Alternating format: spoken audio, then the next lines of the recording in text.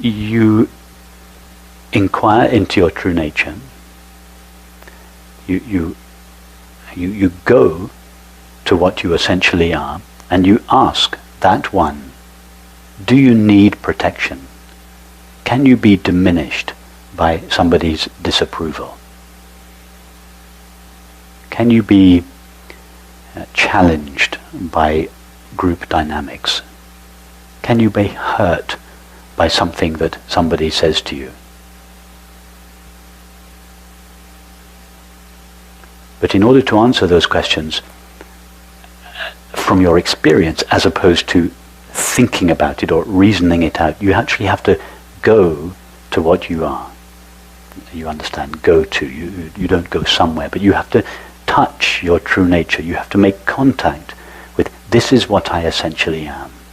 Now you ask that one, can you be diminished if someone was to say something unkind to you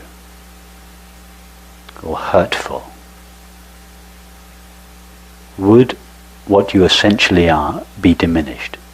The ego, what we believe we are, would be diminished by it, would be upset and hurt by it, and therefore needs to protect itself. But you, what you essentially are, can that one be hurt? Your sense of yourself is no longer invested in an image or a belief or a feeling. Your sense of yourself is invested where you really are, in what you really are, and you know that you can't be hurt by anyone. You feel completely comfortable. You may still be, if you're a quiet character, you may still be a quiet character, but it'll be a totally comfortable quietness. It won't be a resistance. So you may feel that actually you may find that you're quite a colourful character. You may find yourself getting more extroverted, and likewise the extrovert, who was in fact only seeking to aggrandize the illusory sense of themselves through relationship, through all these extrovert means, may actually find that they are naturally a much quieter character when they discover that they no longer need to aggrandize themselves through relationship. In other words, your real character starts to shine. And some people, they become larger than life, colorful, flamboyant characters. And others may just be very quiet. But there'll be equal comfort in both cases.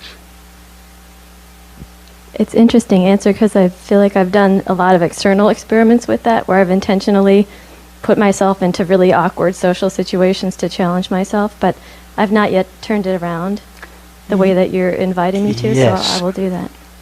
You see, I don't feel that's really effective, and actually you're confirming that. You can, because you're trying to change the shyness.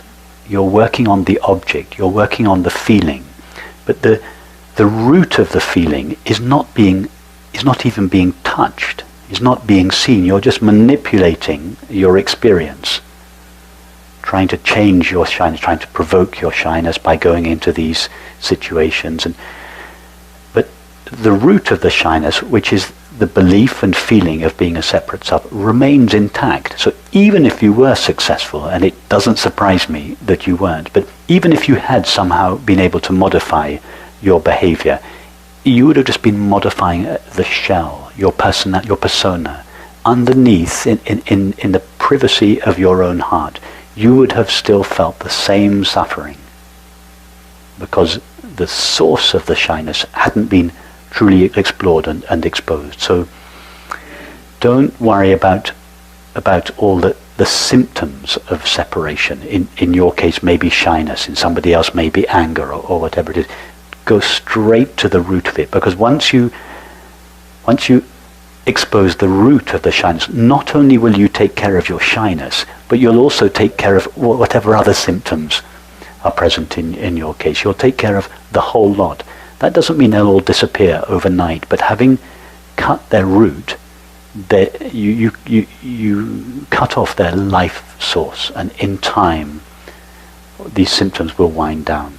So the important thing, go to yourself. What I am essentially is that which is aware, and explore that. Discover in your experience that that is what you are. Stand as that, and then see if that one can be hurt or moved or upset. It will give you such a quiet confidence, not a kind of brittle confidence that comes from a perfect persona, but a deep confidence. I have one more question, and maybe these will end up coming together. It's another issue of resistance, seems to be a big thing happening with me right now, is that when I'm at work during the week, I'm always eager to get home to just go be in silence. It's like something in my whole being is just thirsting for silence, craving silence. I'll be like counting down how long I have to get home so I can be in silence. Then I get home and I do everything in my power to avoid silence. And it's just like craziness. And I don't really understand it, and it's such a strange internal paradox. And so if you could give me some pointers for that, it would be greatly appreciated.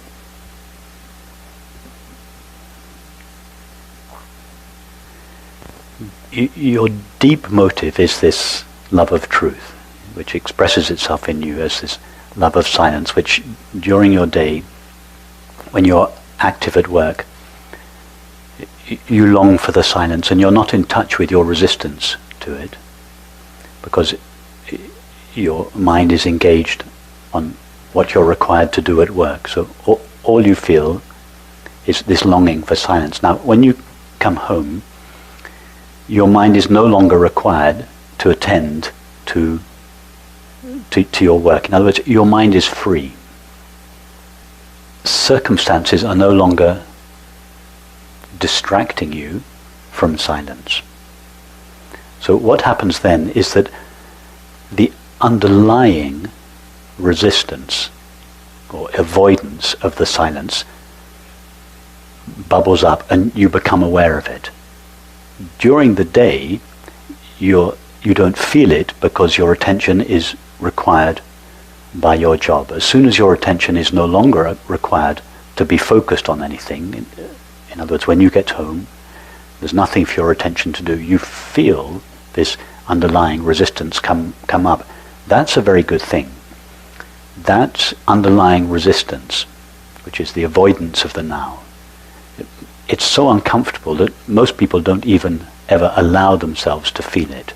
The first rising up of this avoidance of the now, we go straight for the fridge, the YouTube clip, the bottle, the cigarettes, the TV program, anything. It doesn't matter what it is, but it's always towards an object, a substance, an activity, a state of mind, or a relationship. And in this way, either at work or when we're at home, we successfully avoid the discomfort of these avoidance of the now. So it's very good that you feel it.